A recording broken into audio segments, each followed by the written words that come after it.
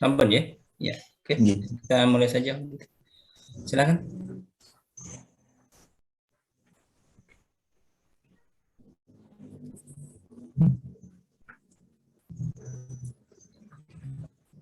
Silakan Mas Haryono, tolong PPT-nya ditampilkan.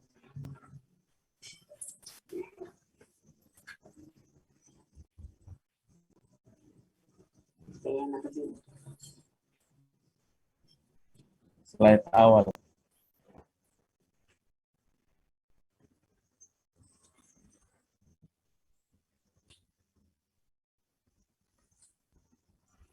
Apakah jelas slide-nya, Mas Rizal? Ya, sudah tampil, terlihat jelas. Ke slide awal dulu. Oh, slide awal. Oke. Ya.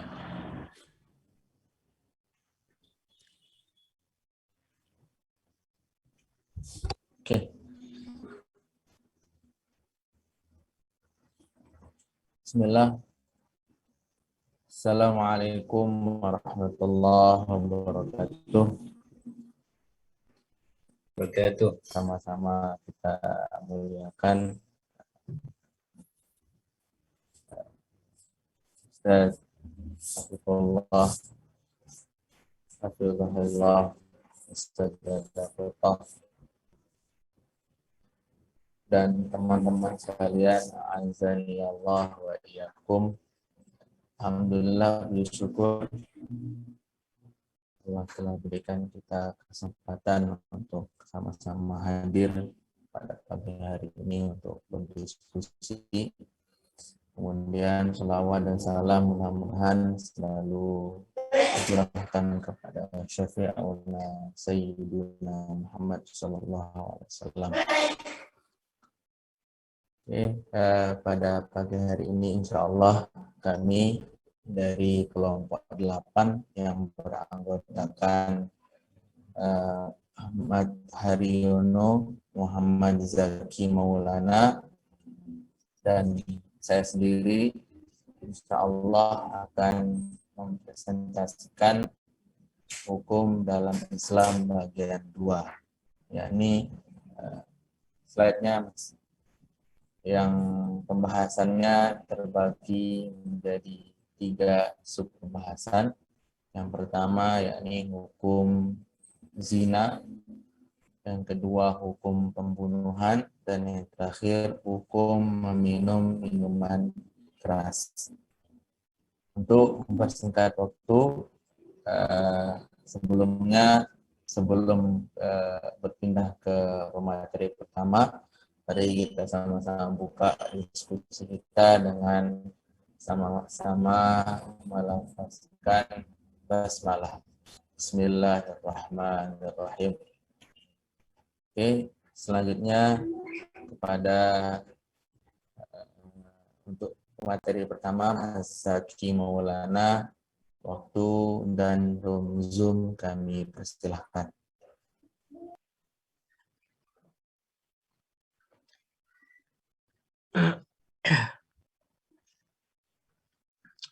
Bismillahirrahmanirrahim. Yang pertama adalah materi tentang hukum berzina. Pengertiannya adalah zina adalah perbuatan yang sangat tercela dan pelakunya dikenakan sanksi yang amat berat. Baik itu merupakan hukum cambuk maupun rajam karena alasan yang dapat dipertanggungjawabkan secara moral dan akal. Dasar penetapan perbuatan zina adalah yang pertama adanya kesaksian 4 orang laki-laki yang baligh, berakal, dan juga adil. Yang kedua, pengakuan pelaku yang sudah balik dan berakal. Yang ketiga, qarinah atau tanda-tanda atau indikasi. Yang keempat, qarinah yang dapat dianggap sebagai barang bukti perzinaan yang sah, yaitu jelasnya kehamilan wanita yang tidak bersuami. Macam-macam zina. Zina terbagi kepada 2, yaitu zina muhsan dan zina ghairu muhsan.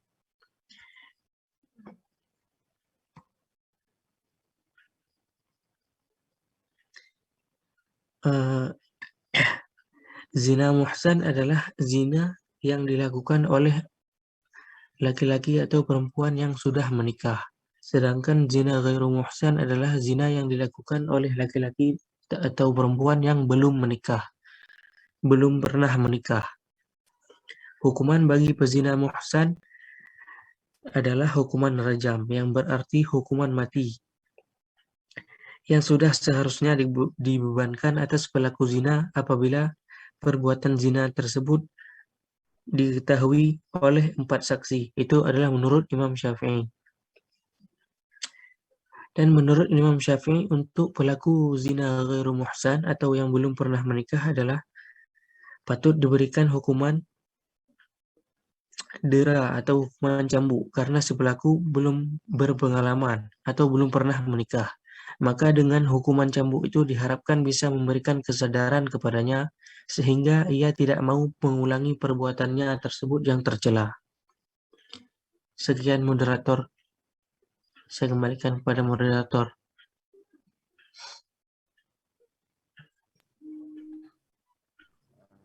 Baik, terima kasih kami ucapkan kepada Mas Zaki Maulana. Untuk selanjutnya, materi tentang hukum pembunuhan. Insya Allah akan disampaikan oleh saya sendiri. Bismillah. Slide-nya, Mas.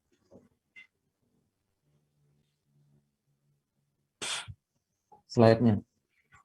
Oke, itu sudah muncul atau belum? Soalnya Sudah. sudah. Terima kasih. Yang pertama yakni balik lagi.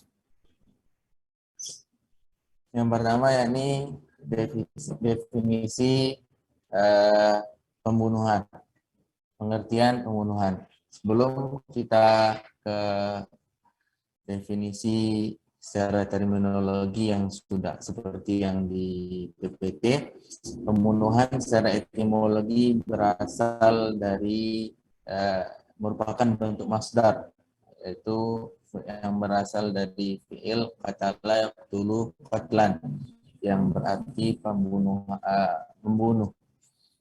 Secara terminologi sebagaimana yang diungkapkan oleh seorang ulama mutakhirin asal Mesir, yaitu Syekh Abdul Qadir Audah, beliau menyebutkan pembunuhan didefinisikan sebagai suatu tindakan seseorang untuk menghilangkan nyawa atau menghilangkan ruh atau jiwa orang lain.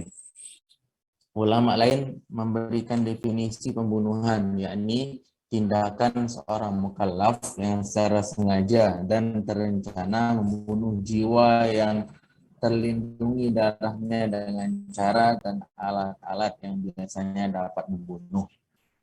Slide selanjutnya, Mas. Dari definisi singkat di atas dapat disimpulkan bahwa pembunuhan yang bisa dijatuhi had atau sanksi adalah pembunuhan yang memenuhi rukun dan persyaratan sebagai berikut. Yang pertama, adanya al-maqtul atau korban terbunuh. Korban terbunuh ini dibagi menjadi dua. Yang pertama, yang menjadi al-maqtul atau korban terbunuh ialah al-adami, manusia. Apabila korban yang terbunuh bukan manusia, tentu tidaklah dikatakan pembunuhan dengan sengaja. Misal tabrak binatang di jalan, tidak dikenakan had atau sanksi. Yang kedua, yakni yang menjadi korban atau al-maqtul adalah orang-orang yang dilindungi darahnya atau maksumud dam dan mendapatkan perlindungan dari negara Islam, misalnya kaum muslimin, kaum kafir zimmi atau ahli zimmah, atau yang terus selanjutnya itu orang kafir yang terikat perjanjian atau kafir al-mu'ahad.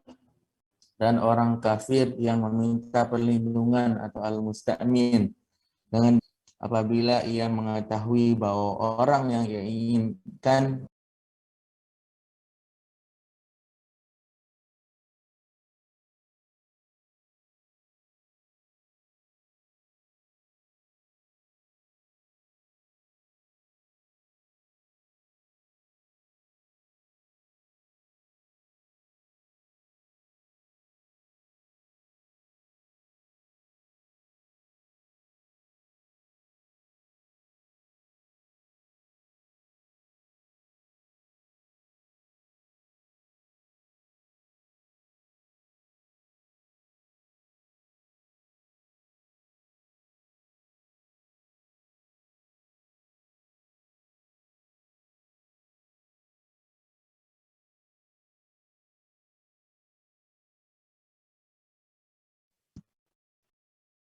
Assalamualaikum.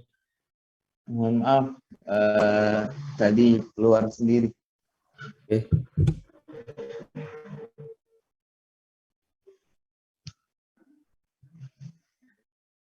Tes, Monggo dilanjut, Mas. sudah terdengar suara saya? Sudah. Monggo dilanjut. Mohon maaf Ustaz dan teman-teman, off kamera karena sedikit kendala jaringan. Selanjutnya yaitu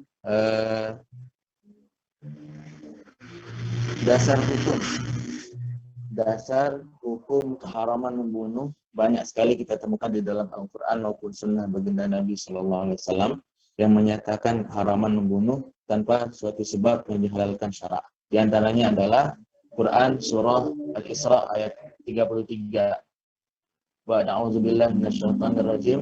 La taqtulun nafsal lati haramallahu illa bil haqq. Wa man qutila mazluma faqad ja'alna liwalihi sultana fala yusrif fil qatl innahu kana mansura. Dan janganlah kamu membunuh orang yang diharamkan Allah membunuhnya kecuali dengan yang benar.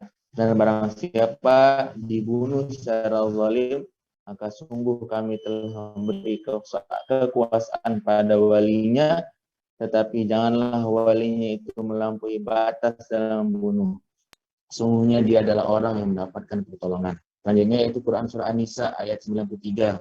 A'udzubillahi minasyaitonir rajim. Wa may yaqtul mu'minan muta'ammidan fajaza'uhu jahannamu khalidan fiha wa ghadiballahu 'alaihi wa la'anahu wa 'adda lahu 'adzaban 'azima. Barang siapa membunuh seorang muslim, seorang yang beriman dengan sengaja, maka balasannya ialah neraka jahanam, dia kekal di dalamnya. Allah padanya dan melaknatnya serta menyediakan azab yang besar baginya. Kemudian dasar hukum atau dasar pelarangan membunuh dari hadis yaitu hadis riwayat Imam Muslim yang artinya barang siapa yang membunuh seorang yang beriman dengan sengaja, maka balasannya ialah neraka jahanam. Dia kekal, tidaklah halal darah seorang yang telah menyaksikan bahwa tidak ada Tuhan selain Allah dan aku adalah utusan Allah kecuali 3 hal, yakni pelaku zina muhsan, yang kedua membunuh orang lain dibalas hukuman bunuh atau qisas, dan yang terakhir murtad. Hadis yang kedua yakni dari riwayat Imam Bukhari dari sahabat Abdullah bin Umar radhiyallahu taala anhuma, Rasulullah SAW bersabda, "Man qatala mu'ahadan lam yarih raihatal jannah wa inna rihaha tujadu min masirati 40 aman." Barang siapa yang bunuh orang kafir yang memiliki perjanjian atau kafir mu'ahad, maka dia tidak akan mencium wangi surga. Sungguh wangi surga tercium sejauh jarak 40 tahun. Dari hadis ini kita bisa mengambil sedikit kesimpulan bahwa agama Islam adalah agama yang rahmat, agama yang melindungi. Jadi salahlah orang-orang yang menuduh Islam sebagai agama yang keras, radikal, karena perlakuan beberapa oknum akan hal tersebut. Selanjutnya ini slide-slide-nya macam-macam pembunuhan. Jumhur ulama fikih termasuk ulama mazhab Syafi'i dan mazhab Hambali membagi tindak pidana pembunuhan pada 3 macam sebagai berikut. Yang pertama, pembunuhan sengaja, yaitu suatu pembunuhan yang disengaja dibarengi dengan rasa permusuhan dengan menggunakan alat yang biasanya dapat menghilangkan nyawa, baik secara langsung maupun tidak, seperti menggunakan senjata, batu, atau melukai seseorang yang berakibat pada kematian.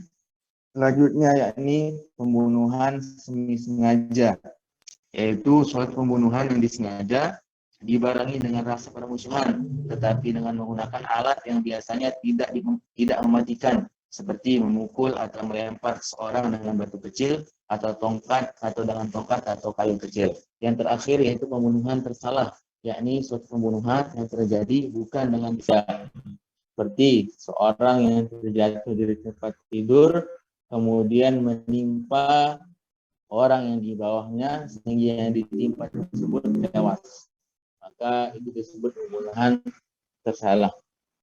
Selanjutnya ini menurut mazhab Maliki, suatu dikatakan sebagai sengaja apabila perbuatan dilakukan dengan rasa permusuhan dan mengakibatkan seseorang terbunuh, baik alatnya tajam, biasanya digunakan atau membunuh atau tidak, melukai atau tidak. Bahkan apabila seorang menendang orang lain dan mengenai jantungnya lalu wafat, maka perbuatan ini dinamakan pembunuhan sengaja dalam mazhab Imam Maliki. Dasar perbedaan pendapat ulama mazhab Imam Maliki dengan jumhur adalah karena ulama mazhab Maliki tidak mengakui adanya pembunuhan semi sengaja, karena menurut mereka pembunuhan yang terdapat dalam Al-Quran hanya ada pembunuhan sengaja dan tersalah. Menurut mereka cukup dilihat dari unsur permusuhan, sengajaan, dan akibatnya tanpa melihat kepada alat yang digunakan. Untuk selanjutnya ini sanksi bagi pembunuh. Hukuman pokok dari tindak pembunuhan sengaja adalah qisas. Yang dimaksud dengan qisas adalah memberikan perlakuan yang sama kepada pelaku pidana sebagaimana yang ia telah lakukan kepada korbannya. Hukuman qisas diakan oleh Allah Subhanahu wa taala di dalam Al-Qur'an, surah Al-Baqarah ayat 178. Dan di dalam hadis baginda Nabi sallallahu alaihi wasallam artinya bahwa di antara orang-orang yang boleh dibunuh adalah seseorang yang melakukan pembunuhan. Atas dasar ayat tadi dan hadis di atas, ulama fikih sepakat mengatakan bahwa hukum terhadap pelaku pembunuhan yang sengaja adalah qisas. Syekh Wahbah Az-Zuhaili mengemukakan beberapa syarat yang harus dipenuhi oleh pelaku pembunuhan yang akan dikenai hukum qisas, yakni pelaku seorang mukallaf, balik atau berakal. Yang kedua, pembunuhan itu dilakukan dengan sengaja. Yang ketiga, unsur pembunuhan tidak diragukan. Yang keempat, menurut ulama mazhab Hanafi, pelaku pembunuhan itu melakukannya dengan kesadaran sendiri tanpa ada paksaan orang lain. Akan tetapi jumhur ulama mengatakan jika pelaku tersebut berada di bawah kekuasaan orang lain, maka ia tetap dikenai hukum qisas.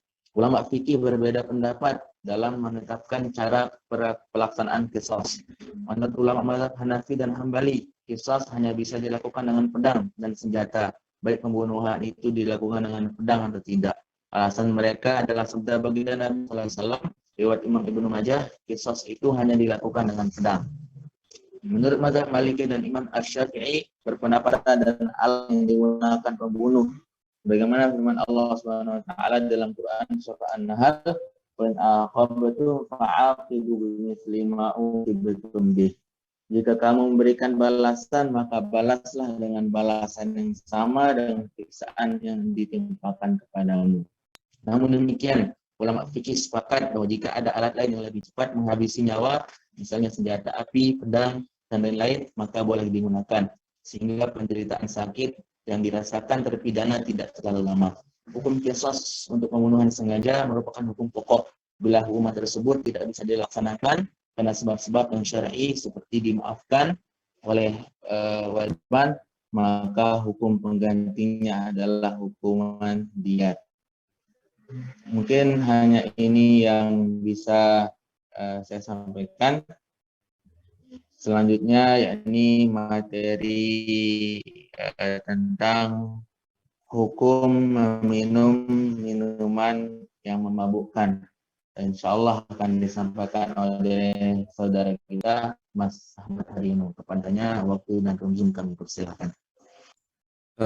Terima kasih atas waktunya Mas Rizamul Malik. Sebelum saya menyampaikan tentang hukum meminum minuman yang memabukkan, ada beberapa hal yang tadi belum disampaikan oleh Mas Zaki. Jadi untuk Mas Zaki dipersilahkan terlebih dahulu. Bismillahirrahmanirrahim. Tadi saya belum menyampaikan tentang dalil-dalilnya dari hukum berzina. Dalilnya adalah Rasulullah SAW bersabda, yang artinya adalah perawan dan perjaka ketika berzina, maka mereka dicambuk 100 kali dan diasingkan selama setahun. Sedangkan ketika duda dan janda berzina, maka dicambuk 100 kali dan dirajam. Hadis riwayat. Dalam hadis yang lain, Rasul SAW bersabda, yang artinya adalah jika seorang itu berzina, maka iman itu keluar dari dirinya, seakan-akan dirinya sedang diliputi oleh gumpalan awan di atas kepalanya. Jika dia lepas dari perbuatan zina, maka iman itu akan kembali kepadanya. Hadis riwayat Abu Daud dan At-Tirmidzi.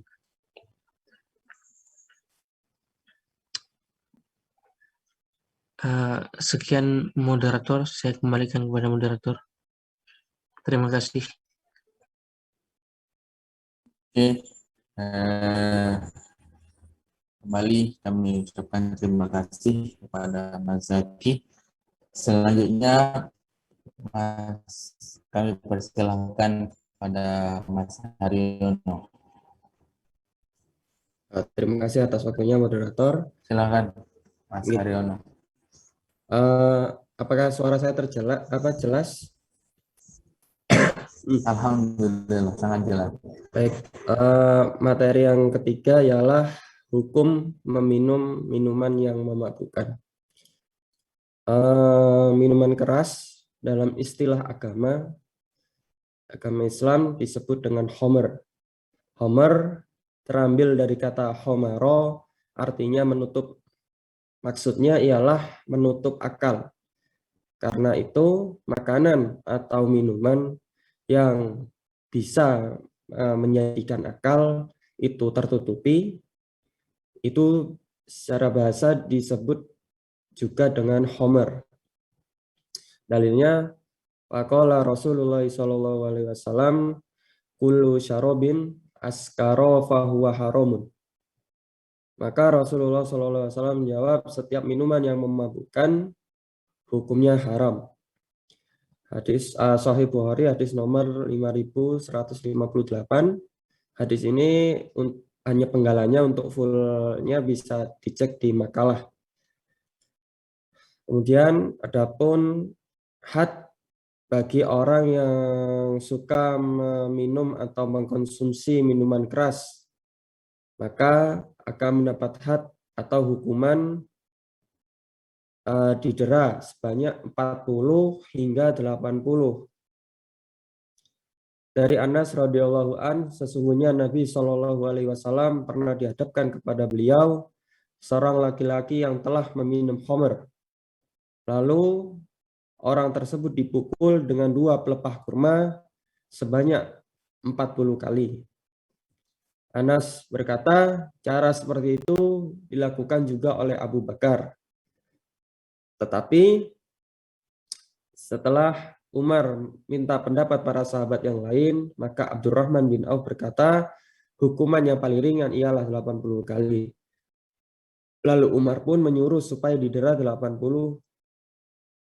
kali. Hadis riwayat Ahmad, Muslim, Abu Daud, dan Tirmizi. Dan Imam Tirmizi mensahihkannya. Kemudian adapun pelaku-pelaku yang dijatuhi had, yakni orang muslim yang berakal dan sudah balik, memiliki tanggung jawab untuk menetapkan hukum syariat, independen, sadar hukum, tidak dalam keadaan darurat, yang mengkonsumsi minuman-minuman yang membuatnya kehilangan akal atau mabuk, baik diminum dalam keadaan banyak maupun sedikit, tetap dijatuhi had. Kemudian adapun orang-orang yang pelaku-pelaku yang tidak dapat dijatuhi had, yang pertama yakni non-muslim yang punya keyakinan diperbolehkannya mengkonsumsi minuman yang memabukkan. Kemudian kafir harbi yang tidak mempunyai tanggung jawab menerapkan syariat Islam. Adapun kafir zimmi di sini merupakan hal yang tidak ada kewajiban bagi dirinya untuk menerapkan syariat kecuali hukum muamalat. Istilahnya kalau satu negara itu membolehkan untuk meminum yang namanya homer, itu dia tidak dikenai had, kecuali jika dia tidak ada kewajiban untuk melaksanakan syariat, maka dia tidak dikenai had. Kemudian anak-anak karena usianya belum balik, kemudian pikirannya juga belum sempurna. Kemudian orang gila, orang yang dilakukan pemaksaan atau dipaksa untuk meminum homer. Inilah orang pelaku yang tidak dapat dijatuhi had.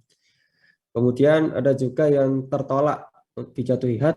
Yang pertama, orang yang tidak mengetahui bahwa minuman yang dia konsumsi ialah homer. Lalu dia meminumnya karena menduga bahwa homer itu minuman yang tidak memabukkan. Maka dia tidak harus dijatuhi had karena adanya uzur tersebut. Misalnya seperti orang meminum sari tebu. Sari tebu bila dibiarkan lama, itu kalau tidak salah akan berubah menjadi homer. Misalnya orangnya tidak tahu kalau itu sudah lama disimpan, kemudian dikiranya itu adalah barang baru atau sari tebu yang baru, dia minum kemudian dia mabuk. Nah, maka orang tersebut yang harusnya dijatuhi had, dia tidak dijatuhi karena tidak tahu.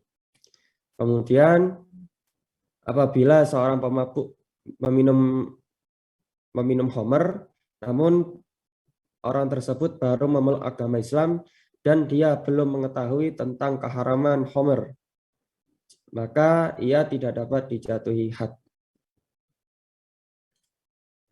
Itu saja yang dapat saya sampaikan. Saya kembalikan kepada moderator. Terima kasih. Baik, kepada Mas Haryono kami ucapkan terima kasih. Alhamdulillah telah selesai penyampaian materi dari kelompok 8 masalah hukum Islam bagian 2, yang mana setelah kita dengarkan pemaparan dari teman-teman pemateri bahwa hukum Islam serta had atau hukuman-hukuman yang akan diterima oleh pelaku itu bertujuan untuk memberikan efek jerak atau menjadi penghalang atau menjadi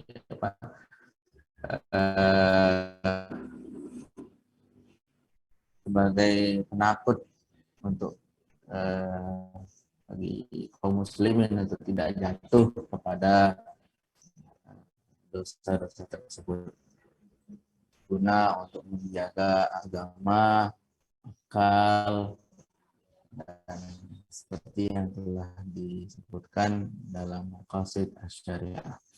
Untuk sesi selanjutnya yaitu bertanya jawab, silakan teman-teman yang ingin bertanya atau yang ingin menambahkan maupun mengkritisi, kami persilahkan.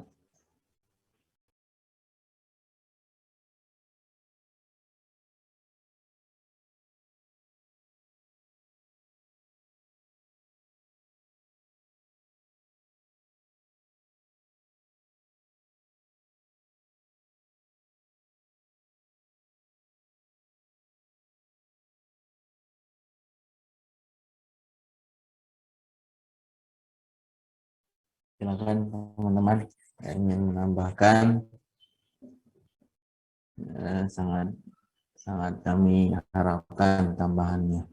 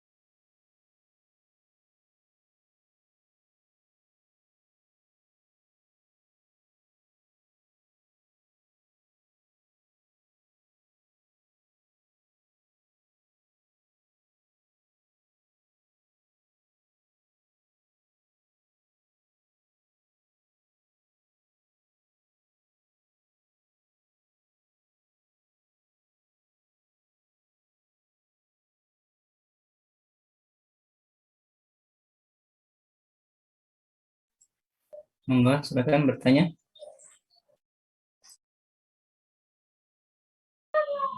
Assalamualaikum warahmatullahi wabarakatuh. Izin bertanya deh, moderator. Waalaikumsalam warahmatullahi wabarakatuh. Silakan.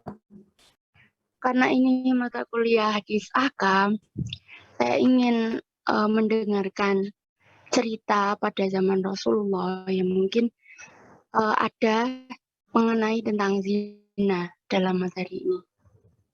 Syukron.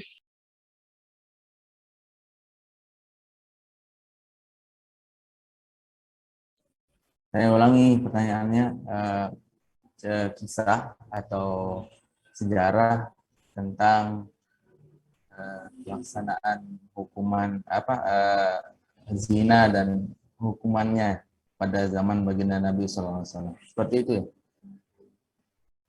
Bagaimana, Mbak? Iya, Mas, betul. Terima kasih. Silakan teman-teman yang lain untuk pertanyaannya kami tampung terlebih dahulu.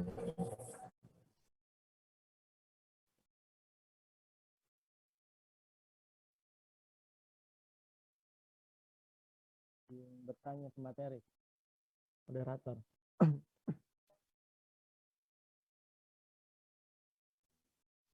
Silakan Mas Salman. Saya ingin bertanya, menurut materi apa hikmah dari diberikannya diat kepada pembunuh tersalah, yang mana Suaranya kurang terdengar, Mas Salman. cek. Halo, terdengar? Tambah lagi volumenya coba. Silakan Mas. Saya ingin bertanya, menurut pemateri apa hikmah diberikannya diat kepada pembunuh tersalah, yang mana bila dilihat daripada beberapa perspektif orang-orang bahwa diatnya itu terlalu besar gitu, yang mana 100 unta yang dari bintu labun, bintu mahot, udah gitu dan lain-lain kan. Nah, yang mana kan pembunuh tersalah itu kan, misalkan saya tidur di ranjang atas, kemudian saya terjatuh ke bawah gitu, ternyata ada orang di bawah kemudian meninggal. Nah, itu kan pembunuhan tersalah. Kemudian saya tiba-tiba diberikan sanksi membayar diat 100 unta. Kan itu berat kan? Nah, jadi apa menurut pemateri hikmahnya itu? Karena di dalam agama kan wa ma ja'ala 'alaikum fid-dini min haraj itu kan. Mungkin seperti itu pemateri. Terima kasih. Insyaallah pertanyaannya.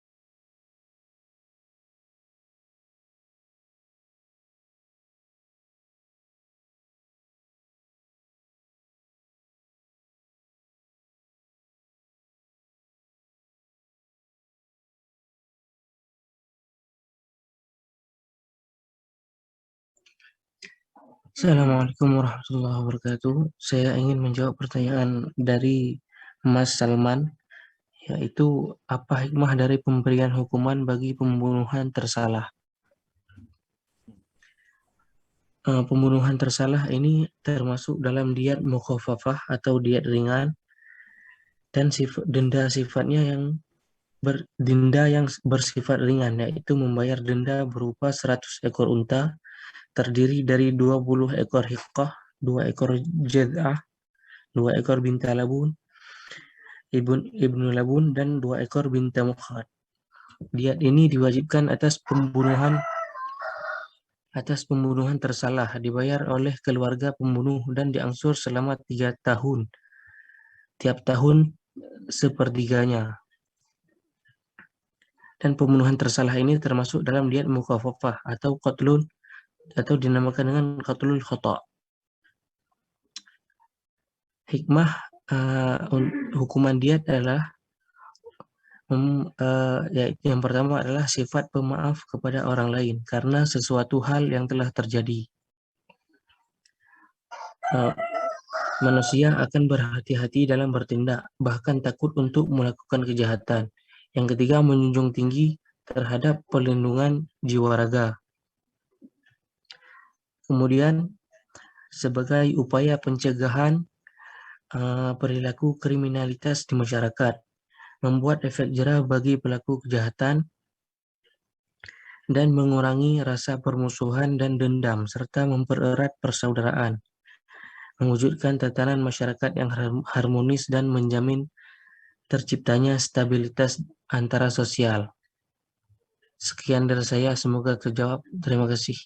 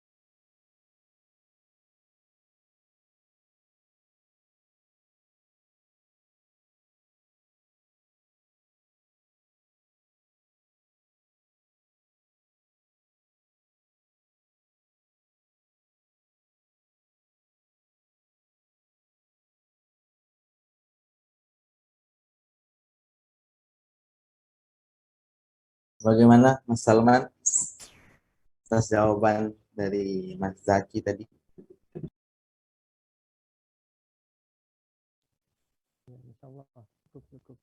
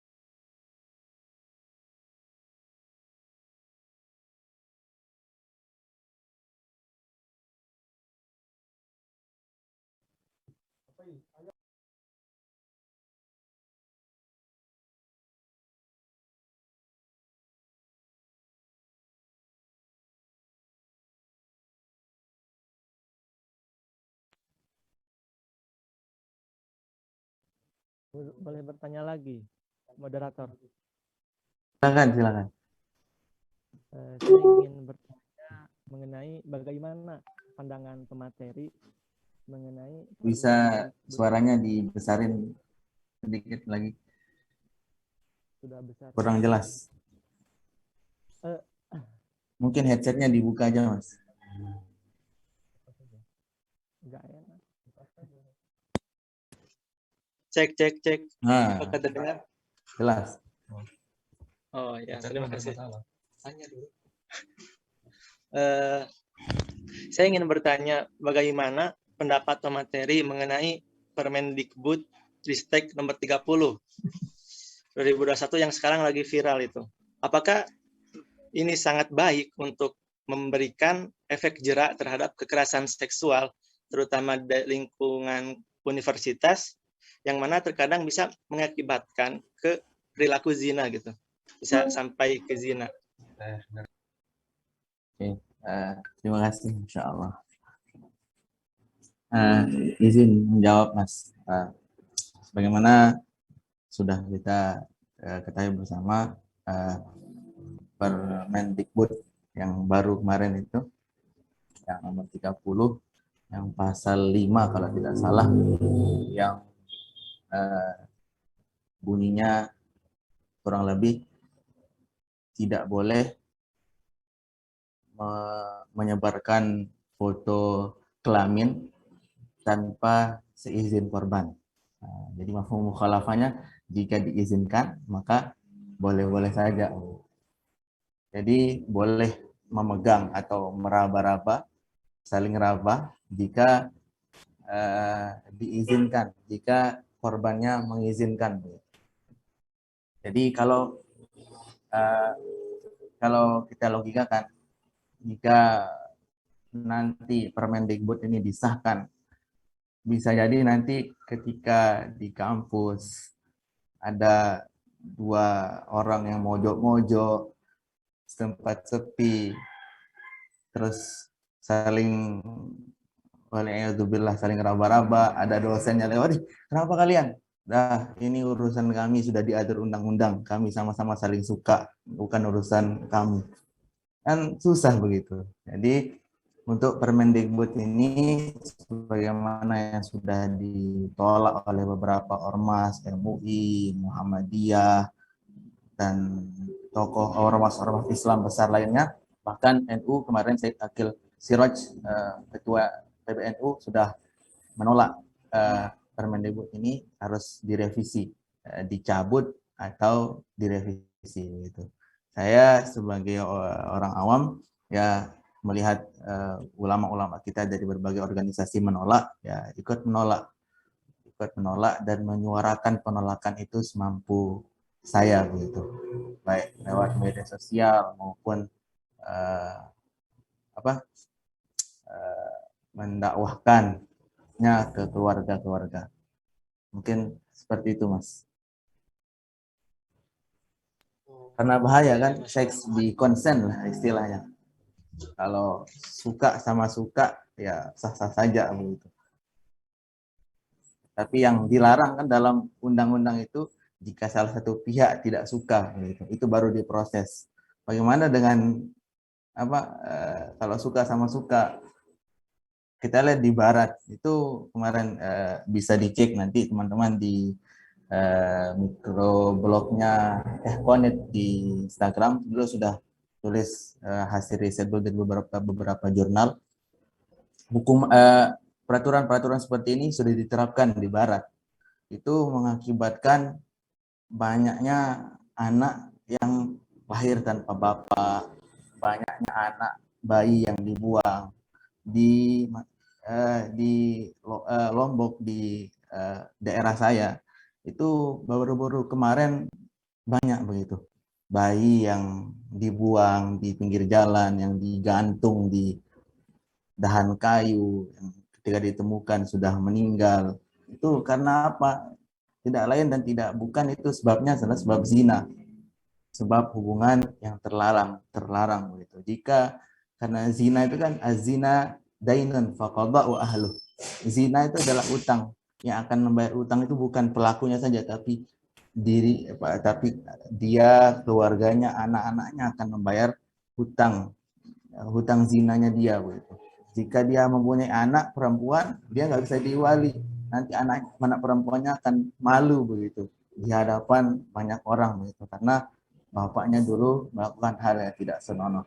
Jika itu dilarang, masya Allah, kan bagaimana nasib atau bagaimana keadaan kita, terlebih bagi mahasiswa. Mungkin dapat antum bagaimana, Mas? Feedback dari antum bagaimana? Menurut antum, silakan. Sudah disebutkan semuanya sama Mas Riza. Saya bingung mau menyebutkan apa lagi. Masya Allah. Mungkin ada dari segi apa begitu. Teman-teman yang lain silakan. Oke, terima kasih Mas Rizam, Mas Salman dan yang lainnya. Menarik sekali ya apa pembahasan hari ini. Tapi saya mohon maaf ini, saya harus ke kampus karena ada kegiatan yang harus saya ikuti. Jadi monggo silakan dilanjutkan saja ya. Dan ya saya kira ini menjadi pembahasan yang menarik dan kita bisa menggali ya dari sisi hukum dan juga agar segala permasalahan yang berkaitan dengan tema-tema kita itu bisa diselesaikan. Oke, saya kira itu. Saya sekali lagi mohon maaf ya. Mudah-mudahan nanti bisa bergabung kembali ya kesempatan ini. Ya, saya pamit dulu ya. Mohon maaf ya. Ya. Assalamualaikum. Waalaikumsalam. Waalaikumsalam. warahmatullahi wabarakatuh. Silakan teman-teman yang ingin melanjutkan diskusi. Pertanyaannya Mbak Reva tadi kayaknya belum terjawab. Kisah zina itu di masa baginda Nabi SAW. Ada sebuah kisah mungkin yang saya pernah dengar, kurang lebihnya seorang zina muhsan, tidak salah, seorang wanita sudah menikah tapi beliau berzina. Datang kepada baginda Nabi SAW. Ya Rasulullah, saya telah berzina, rajamlah saya. Wah, Nabi bilang, balik. Dia saat itu sedang hamil, kalau tidak salah. Balik.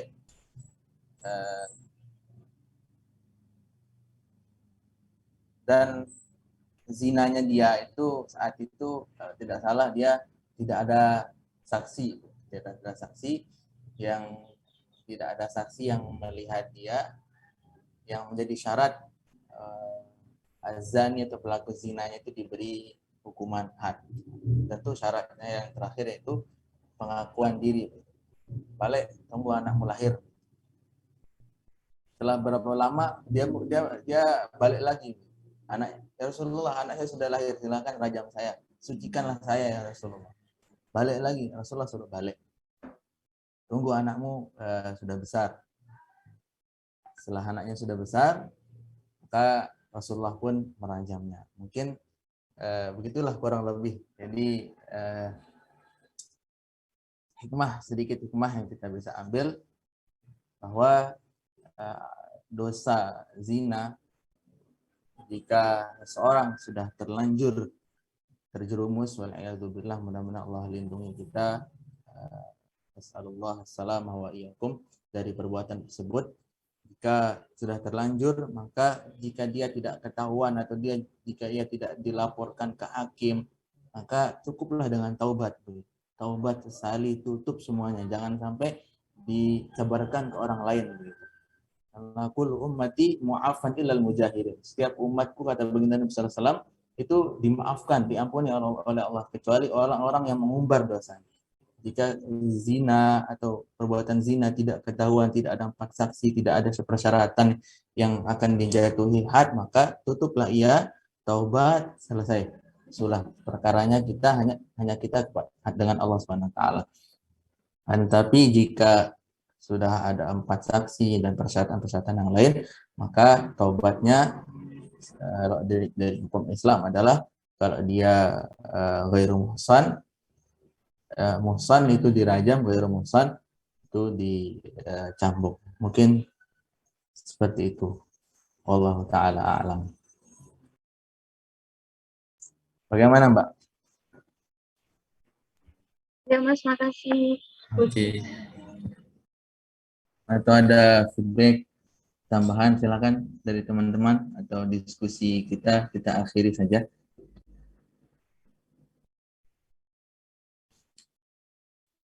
Izin bertanya, Mas. Masya Allah, silakan. Nah, jadi seperti yang kita tahu ya, utamanya di perkotaan itu kan banyak sekali muda-mudi yang mereka ini Islam, tapi mereka itu kebiasaan minum khamr, bahkan sudah kebiasaan gitu minum khamr. Yeah. Dan nampaknya mereka juga kurang paham tentang syariat Islam tentang khamr ini. Ketika ada orang yang sudah berusaha mengingatkan mereka, ya mungkin di sekitaran mereka ada yang paham tentang keharaman khamr berstahatnya ini, sudah diingatkan tapi mereka tidak terlalu menghiraukan gitu. Lalu pertanyaan saya, bagaimana solusi penerapan had bagi muda-mudi ini, dan bagaimana cara yang efektif untuk mengingatkan mereka tentang keharaman khamr beserta hadnya ini. Terima kasih. Terima kasih pertanyaannya. Bismillah, sedikit menjawab sebelum materi yang lain menjawab. Untuk pemuda-mudi kita yang di luar sana, tampak seperti biasa saja ketika meminum minuman yang dilarang oleh Allah Subhanahu wa taala. Langkahnya adalah untuk mendakwahkan kepada mereka, tentu dengan ud'u ila sabili rabbika bil hikmah wal mau'izah al hasanah wajadilhum billati hiya ahsan. Tentu dengan hikmah, dengan ilmu, dengan pendekatan seperti yang dilakukan banyak sekarang oleh tren-tren pemuda hijrah, merangkul, sebagaimana seperti kawan-kawan kita di Jamaah Tabligh yang mana mereka door to door merangkul para peminum khamar, mendakwahkan dengan hikmah dari hati ke hati. Tentu di sini juga harus ada sinergi antara tokoh agama dengan pemerintah. Bagaimana pemerintah memberatkan hukuman dan tokoh agama mensosialisasi dari hukum agamanya begini, dakwahnya begini, begitu. Tentu seperti luar biasa kami dulu beberapa tahun yang lalu itu bupati kami itu ketika beliau punya program itu ketika bulan Ramadan udah nggak ada razia minuman keras dimanapun berada, ada minuman keras jual maupun yang sedang minum harus dimusnahkan dan ditangkap semua. Jadi cara solusi terbaiknya adalah melakukan pendekatan nasihat bil hikmah, mau'izah hasanah, dan sinergi antara tokoh masyarakat dan pemerintah. Mungkin untuk penerapan hukuman had karena Indonesia tidak memakai sistem Islam seutuhnya khilafah kecuali di Aceh. Mungkin kalau saja hukuman had ingin ditetapkan bisa mungkin nanti diajukan lewat parlemen gitu dari DPR hukuman yang akan diberikan kepada pelaku peminum khamr.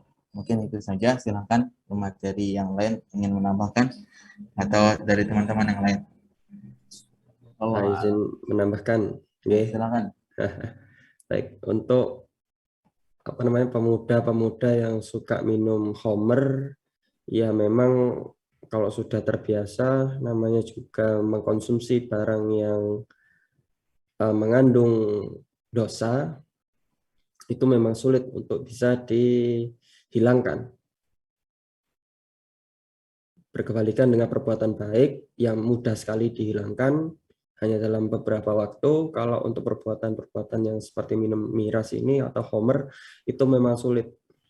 Jika dalam pemerintah sendiri pun juga malah melegalkan. Ya, itu juga jadi permasalahan. Karena ini saya membaca di cnnindonesia.com pada Januari awal tahun 2021, miras sendiri saja sudah menyumbang 250 miliar. Dari sini saja kita sudah bisa bisa melihat bagaimana negara pun masih melegalkan. Andai kata misalnya ada oknum-oknum atau pelaku yang yang minum miras kemudian ditangkap, nah itu kemungkinan mirasnya oplosan. Ya seperti itu. Ya namanya juga kan pengen mabuk tapi malah minum komik. Kalau resmi Mas dilindungi ya? Oh, kalau resmi dilindungi ya, ada klubnya, tahu betul saya. Oh betul. Saya sempat ke Malang kemarin ke Downtown itu, tahu ya kafe Downtown itu.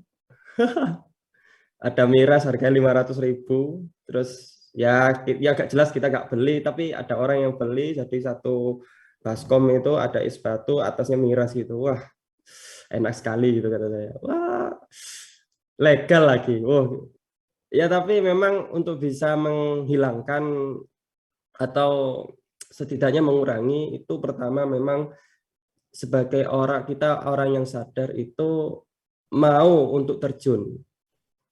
Mau untuk memberanikan diri untuk berteman dengan orang-orang pemiras ini. Kenapa? Karena biasanya orang-orang yang sudah meminum miras atau terbiasa ini sebenarnya mereka kepinginnya untuk berhenti, tapi mereka tidak ada teman yang istilahnya mereka itu menganggap dirinya kotor, tidak ada yang mau sama orang kotor.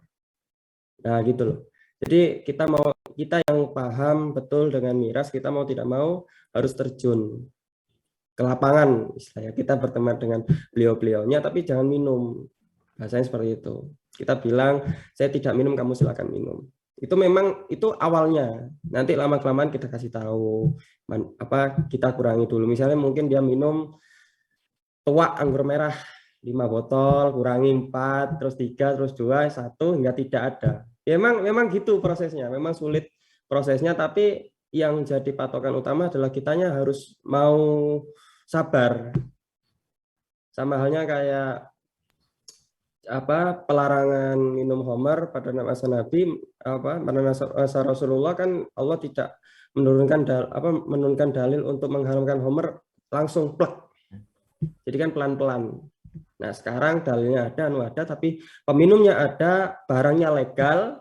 Nah, ini juga jadi problematika. Jadi kalau secara pribadi, kalau memang ingin menghentikan, ya memang harus pelan-pelan. Kemudian bagaimana yang hukuman bagi peminum yang sudah seperti ini? Ya sulit juga gitu kan. Misalnya yang ketangkep itu rata-rata mereka yang minumnya yang oplosan, yang murah. Yang murah, yang murahan gitu kan. Yang 10.000 dapat sebotol aqua gitu. Apa, Bu? Ya mau Saya mari kilo. Sama pulaknya. ya secara pribadi kalau saya mengatakan kalau untuk bisa menghilangkan kecanduannya ya harus memang seperti itu. Kalaupun ada cara yang lain mungkin bisa, tapi cara paling efektif menurut saya dekati orangnya, berteman dengan orangnya, nyatakan bahwa saya tidak meminum miras. Kalau kamu mau minum silahkan, tapi saya bantu. Kalau kamu memang ingin berhenti, saya bantu. Pelan-pelan, tidak usah keburu-buru. Insya Allah adanya niat, adanya ikhtiar, kita mampu lah. Bagaimana untuk jawabannya mungkin dari pemateri lain atau teman-teman yang lain bisa lah. Seperti kisahnya Allahyarham Ustaz Jafri Al-Bukhari. Ya. Jadi seperti di film beliau, kisah beliau di Hijrah Cinta, bisa ditonton teman-teman yang belum nonton. Itu perjuangan beliau. Silakan Mas Afan, sudah tidak sabar sepertinya beliau. Kayaknya mulai jelimet. Mulai jelimet tuh. Mungkin kan diskusi ya. Jadi mungkin saya menambahkan saja. Nonton. Untuk masalah bagaimana cara kita untuk simpelnya pertanyaan itu bagaimana cara kita untuk merangkul orang-orang yang sudah minum homer gitu kan ya? Untuk lebih ke pencegahan atau menanggulangi lah banyaknya homer di masa sekarang, terutama pemuda-pemudi. Mungkin ini bisa buat contoh untuk pengalaman saya ya. Nah, Masya Allah, keren. Jadi kan ada tuh. Jadi gini, dulu pernah ada teman-teman saya itu yang gitu suka minum homer, suka mabuk-mabukan. Nah, bagaimana cara kita untuk bukan menyadarkan sih, untuk mengajak mereka untuk tidak minum homer. Cara yang pertama kita lakukan itu yaitu dengan dengan cara mendekati atau ikut kumpul dengan mereka. Ya meskipun dipandang orang lain itu ya kita itu loh, ngapain sih anak itu kok kumpul sama orang-orang yang minum keras, yang judi, sama kumpul kayak gitu. Ya kita memang kalau dianggap orang-orang itu kita kumpul kayak gitu itu kita memang dianggap seperti mereka. Tapi dengan garis bawah niat kita kan bukan itu, tapi niat kita untuk untuk mengajak mereka kembali ke yang benar. Jadi kita pertama itu ya kita dekati mereka, kita ikut kumpul. Ya benar kata Mas Rija tadi, tetapi kita tidak ikut minum. Ya saya dulu pernah gitu ditawarin, nah tapi saya aku nggak minum. Ya tapi saya ikut kumpul, mereka minum, tapi tetap nggak minum. Mereka juga tahu pasti dibeliin kalian botol aqua atau dibeliin jus atau apa pasti itu. Tapi kita juga ikut kumpul mereka. Terus kita cerita tentang kisah-kisah atau cerita tentang apa. Dan mereka kan juga kalau mabuk itu kan ya saya setuju sih kalau mereka itu dianggap solidaritasnya itu lebih tinggi daripada orang-orang lain. Tetapi ya mereka itu Ya gitulah, masih ada yang meskipun mereka kayak gitu itu masih ada min dan plusnya lah. Nah, jadi pertama kita ajak dengan pendekatan kayak gitu. Lama-lama itu mereka sadar sendiri. Lama-lama mereka kadang meninggalkan itu miras. Itu lama-lama kalau kita kasih kisah, terus kita kasih kisah tentang asbabun nuzulnya, gimana pengharaman Homer. Mereka lama-lama sadar dengan sendirinya. Meskipun kita cuma niat bercerita ya tentang asbabun nuzulnya Homer atau cerita tentang kisah-kisah Nabi atau cerita tentang apa gitu yang bisa membuat mereka itu sadar. Kemudian nanti mereka itu lama kelamaan mereka kadang fokus mendengarkan cerita, tapi mereka tidak jadi minum. Nah, kadang bisa gitu dengan pendekatan itu. Kemudian lama-lama mereka itu akan paham sendiri dan mereka akan meninggalkan hal-hal tersebut. Tuh, Masya ya. Allah. Jadi kemudian Jazakallah khair. gimana cara kita kalau ada orang yang masih itu udah bisa kasih tahu, kita kasih kisah-kisah, kemudian kita kasih tahu hukumnya. Ya, kan namanya Homer. Dulu aja Homer itu di kisahnya Rasulullah SAW kan ada tuh sahabat siapa namanya sih bener lupa aku. Sahabat sahabat Nuaiman. Ini setingkat sahabat aja masih terang-terangan minum Homer padahal sudah diharamkan. Tetapi Nabi apa? Nabi masih tidak apa-apa ke dia. So kan dia masih taat, kan itu udah kebiasaan yang mendarah daging kan di sahabat Nuaiman. Kalau kita menyalahkan beliau, ya kita nggak bisa, malah kita yang salah lah, kayak gitu loh. Tapi kan beliau meskipun minum itu, beliau tahu kalau itu memang beliau tahu kalau itu memang dilarang, tapi beliau kan masih tetap minum di zamannya Rasulullah, bahkan terang-terangan di hadapan Rasulullah, tapi Rasulullah pun cuman ketawa gitu kan kalau kisah di kisah Israiliyatnya, di kisah-kisah Nabi. Nah, tapi beliau kalau pernah disebutkan itu ada yang menyebutkan beliau itu masuk surga. Lah, beliau itu masih dapat doa dari Rasulullah SAW. Terus bagaimana dengan semisal ada teman-teman kita yang kayak gitu masih banyak yang minum, tetapi sudah kita kasih tahu, ya biarkan aja, moga aja dia mendapat hidayah. Kan dari asbabun nuzulnya pengharaman khamr aja, mulai dari ketika sholat para sahabat itu ada yang pernah membaca surat Al-Falaq tiba-tiba pindah ke surat Al-Alaq atau pindah ke surat apa gitu kan untuk pengharaman asbabun nuzulnya lah kayak gitulah. Kita lihat bagaimana dengan kondisinya terlebih dahulu, kita masukin mereka dengan cara yang halus, dengan cara yang sabar, tabah, nggak langsung mengasih tahu hukumannya gini, hukumannya ini. Mereka itu malah memberontak.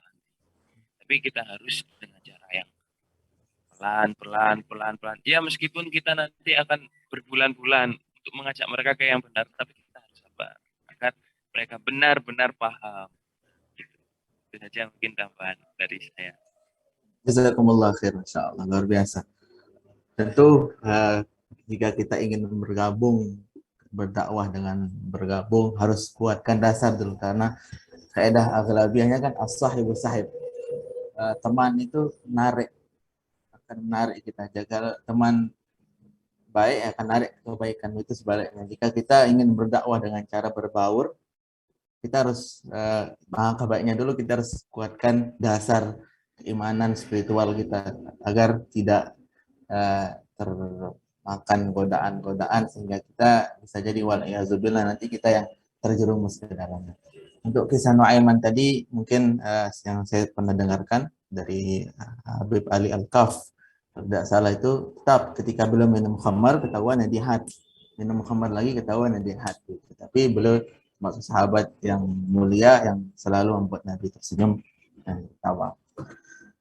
Mungkin hanya ini, jika tidak ada yang lain bisa kita tutup.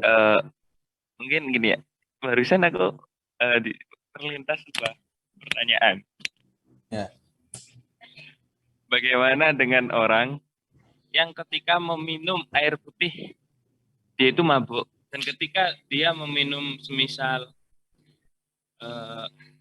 Legend, terus anggur merah, terus arak, dia itu nggak mabuk, apa hukumnya? Ini cuma terlintas pertanyaan gitu. Ya. Kullu muskirin haram. Setiap apapun yang memabukkan untuk ya apa jika diminum secara umum begitu. Mungkin kalau dia minum air apa air bening tadi yang apa namanya yang disebutkan Mas Afan itu ya, anggur ya, itu, air Legend, anggur merah, tidak ya nggak mabuk itu karena sebab apa, mungkin sudah terlalu biasa gitu kan, ya tetap saja haram gitu, tetap saja haram karena ada unsur-unsur apa yang tidak baik untuk tubuh begitu. Jika mungkin terus dia minum air putih tapi mabuk begitu, ya mungkin ada faktor-faktor eksternal yang mempengaruhi itu semua. Oke, sudah jam 9 di Lombok. Mungkin kita tutup saja. Teman-teman mungkin ada yang akan kuliah. Untuk lebih barokahnya majelis kita pada pagi hari ini, tadi kita sama-sama tutup dengan sama-sama melafalkan hamdalah dan doa kafaratul majlis. Subhanakallahumma hamdulillahirabbil alamin, subhanakallahumma bihamdika asyhadu an la ilaha illa anta astaghfiruka wa atubu ilaik. Hadanallahu wa iyyakum ajmain. Assalamualaikum warahmatullahi wabarakatuh. Jazakumullahu khairan.